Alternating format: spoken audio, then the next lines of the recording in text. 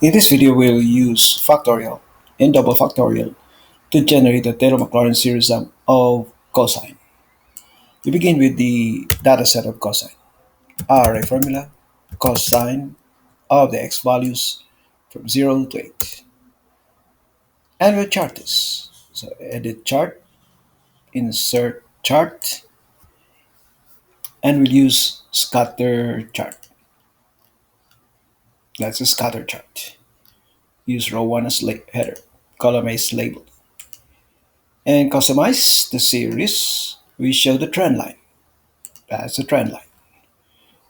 The type, polynomial. The degree, 8. And the label, use the equation. For the legend, position at the bottom. So here's the trend line and polynomial of cosine. That's the Taylor polynomial of cosine. Next, we calculate the expansion of cosine, the Taylor-Maclaurin series sum expansion of cosine using the series sum. So, which is the summation of a times x to the power 2n, where n starts from 0 to infinity. 16 is good enough for infinity. And a can be a1 or a2. We can use a1 for the factorial. So our formula, minus 1 raised to the power n divided by factorial 2 times n. That's our value of n, and enter. Next, the double factorial. This is equal to our formula, minus 1 raised to the power n divided by. Now there are two parts. The first part, double factorial 2n, and the second part is double factorial 2n minus 1. So let's start with the first part. Factorial, double factorial, fact double. 2 times n. That's the first part.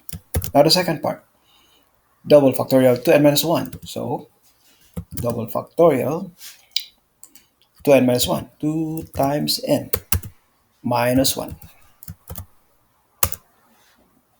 These values are exactly the same. We'll calculate the first item.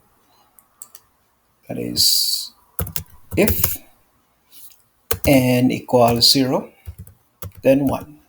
Otherwise, calculate. Now, these values are exactly the same. We continue with the Taylor-Maclaurin series sum expansion. So, our formula, series sum of the x values raised to the power 2n, where 2n starts from at n equals 0, 0. So, it starts from 0. Then, followed by n equals 1, 2. Then 2, 4, 6, so the interval is 2. And the coefficient, we can use the double factorial or the factorial. We start with the double factorial. There is no polynomial, so we edit the chart. Series, trend line, polynomial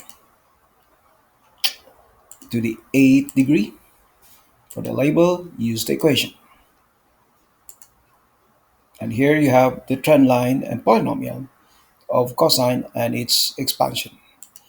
We calculate this this polynomial regression coefficient using LINEST. To do that, we complete the LINEST matrix, starting with the power, which is equal to transpose 0 to 8. That's the power. Now the elements of the matrix. So array formula of the x values raised to the power 0 to 8. Now we can use LINEST.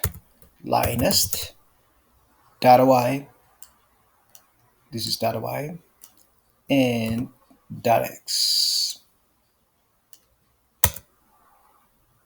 And expansion, LINEST data y and data x. Now let's compare our polynomial regression coefficients against our polynomials here. Coefficient of x to the 0, 1.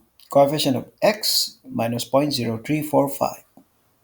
Coefficient of x squared minus 0.414.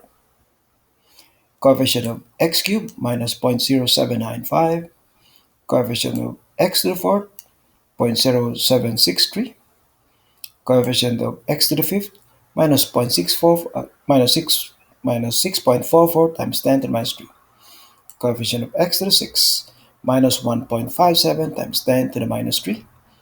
Coefficient of x to the seventh 2.72 times 10 to the minus 4. Coefficient of x to the eighth minus 1.16 times 10 to the minus 5. Suppose we use instead of the double factorial, we use the factorial. Let's see. This is now the factorial coefficient. We still get the same polynomial regression coefficients. The polynomials are still the same. The trend lines remain the same. And the datasets remain the same. This completes the use of double factorial and factorial in the Taylor Maclaurin series expansion of cosine and its Lineist polynomial regression.